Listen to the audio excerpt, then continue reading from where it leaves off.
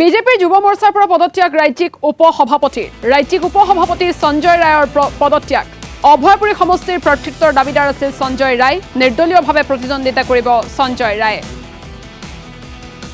আমি পুনৰবাৰ দৰ্শকসকলক এই মুহূৰ্তত জনাইছো বিজেপিৰ যুৱ মৰ্চাৰ পৰা পদত্যাগ কৰিছে ৰাজ্যিক উপসভাপতি সঞ্জয় ৰায়ৰ পদত্যাগ অভয়পুৰী সমষ্টিৰ প্ৰাৰ্থিত্বৰ দাবীদাৰ আছিল সঞ্জয় ৰায় নিৰ্দলীয়ভাৱে প্ৰতিদ্বন্দ্বিতা কৰিব সঞ্জয় ৰায়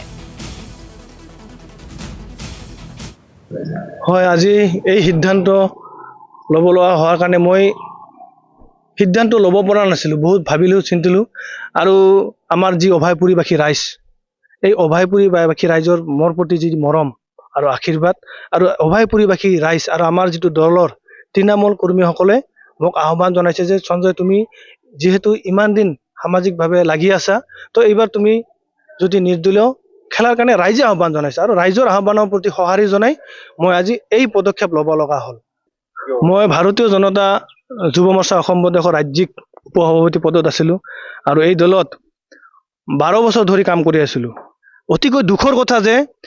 12 বছৰ মই নহয় মোৰ নিচিনা আৰু কোনোবাই 30 বছৰৰ কাম কৰা মানুহ আছে 30 বছৰৰ কাম কৰা মানুহ আছে এই দলত কিন্তু সেই প্ৰাৰ্থিত্বসকলক বঞ্চিত কৰি আজি 12 ঘণ্টা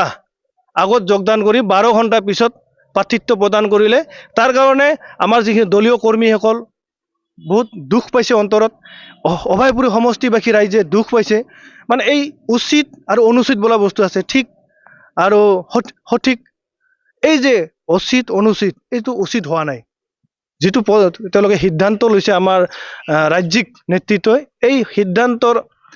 বিৰোধিতাৰে এতিয়া অভয়পুৰী সমষ্টিবাসী ৰাইজ ওলাই আহিছে আজি আমাৰ ঘৰত এখন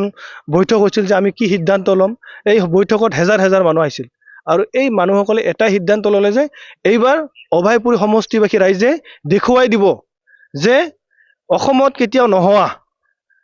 নিৰ্দলীয় প্ৰাৰ্থী সহজতে নিজিতে কিন্তু এইবাৰ অভয়পুৰী সমষ্টিবাসীয়ে মাৰ বান্ধি থিয় হৈছে যে যিবিলাক মানে ভুল সিদ্ধান্ত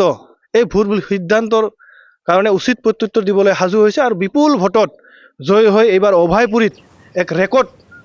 কৰাৰ কাৰণে ৰাইজে আগবাঢ়িছে